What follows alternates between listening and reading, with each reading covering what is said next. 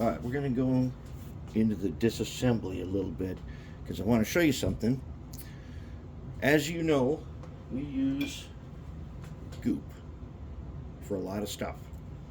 This is one of the places where this building's old. I mean, we built this thing a long time ago using GOOP and white glue for this very reason right here, is that we're disassembling it now and we're going to do new windows. These frosted glass windows, they're just not going to cut it. You won't be able to see the inside of this thing with the lights on. And these frames, it doesn't matter if they're scale, there's too much window framework in here to let you see on the inside. And if we make a cool interior, you'll never be able to see it with these.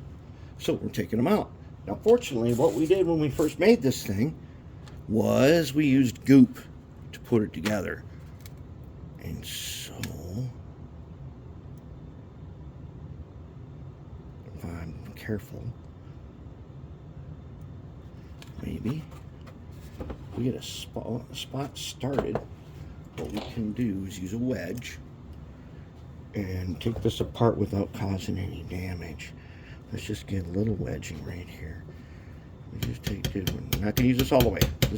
This knife is way too dangerous to use it to take apart this whole thing. And the other neat thing about it is that GOOP. Who's got the best chance? All right. GOOP. You see, I'm taking apart these sides here. There's GOOP over here and white glue, and we can just basically remove it. We can scrape it. We'll go through and we'll scrape all that. But the GOOP itself, it will peel off, which is why we use it, because look, here we are. We have already changed our mind about how this thing's going to be. And I think we're going to get it apart without wrecking it. Any part that does, if any part did get broke, we can fix it. So fortunately, we didn't use super glue. And one of the things, this has been sitting over there and you've seen it. Look how nice it comes apart. And now this is GOOP right here, and we can work it up a little bit. And if we, usually what I do is I take something like this and I'll scrape up a little bit and then I'll grab onto it like I'm doing right here. And then I grab it, and because it is GOOP, we can work it and we can peel it. Look at that. It's not even taking up the paint that was in this corner. Just like that. That's why we use a GOOP. Okay, then these windows were put on with white glue. And as you can see in the bottom here, see the glue? And we don't want that. But we knew that then. We thought, well, one of these days we're going to find a better way. And so we're just going to take the windows out now. And it ain't that hard. And guess what? They stayed in here, I think, for 10 years almost without coming out. So that was a total success. And now, when we want to do something special with this, which we have always planned on, we can take them out.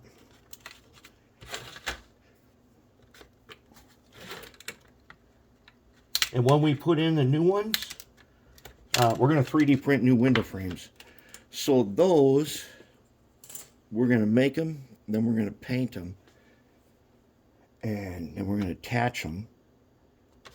I think we'll probably end up using GOOP,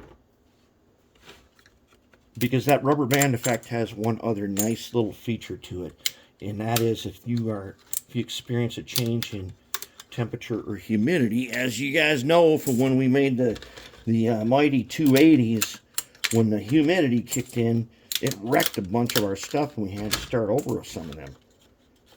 But the GOOP makes it so you don't have to do that. So we know that we are subject to extreme highs and lows of humidity.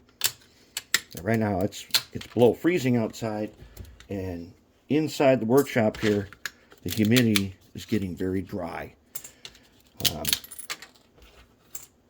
And this is a good time to do this where there's very little humidity. That means, like if we were to use white glue, it would grab very quickly and it would cure very fast. But if we use GOOP, with its kind of rubber band effect, it's going to hold and it'll flex. That's one reason why this building didn't fall down or get when the roof was never glued in here. It was set in here.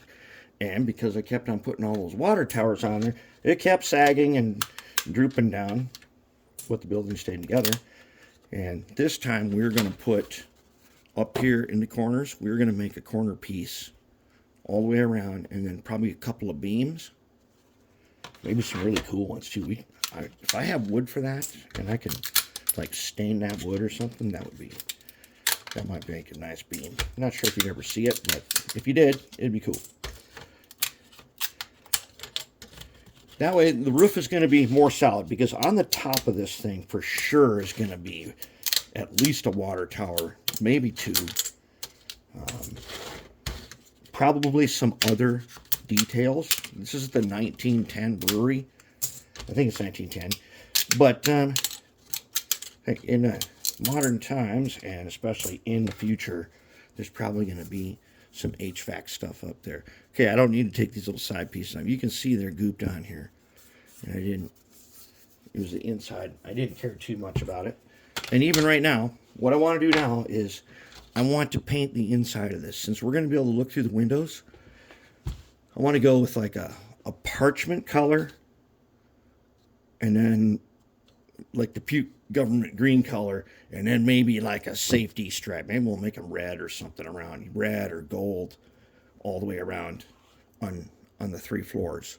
So when we look in there, that's what we'll see. And we may or may not put in an extra floor, but we are for sure putting in lights. We are lighting this thing up, and we're going to use SMDs. And then I got one other little thing to show you. Now, getting to be time to start thinking about contests. I picked this up. It wasn't very much money. I used an Amazon gift card for it, so I think it was $50 if I didn't use that. This is $600, and it came with a bunch of belts, including 1,000. Under here is it's a shaft on this motor, and I've got attachments for it. And you can put one over here too. So there's like a grinding wheel, a polishing wheel. I think there's a drill chuck, some other stuff. We're going to build a Craftsman kit. And what I'd like to do, if we look up here, this Ambroid bulkhead flat car I have had for a very long time. I put them blueprints up there. It's wood.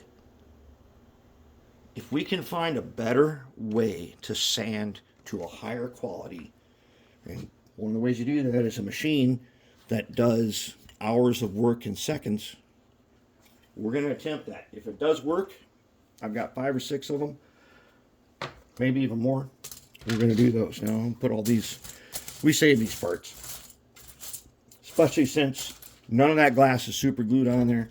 All this stuff could be cleaned in ultrasonic, and all the glue and everything would be gone from it, and we'd be good to go. Okay, now we got our 4 pieces. We're going to start laying out some paint stripes, put some colors on there, and then we're going to start laying out window frames in the 3D printer. Now, the scheme for those is the frame is going to be square, and it just has to be bigger. Just has to be bigger than the window. It's going to fit on the back side here. So on the front side, you've got this little part here, if you can see how it's painted a different color. A lot of window ledges are kind of like that. This might be cement or something, or a different color brick.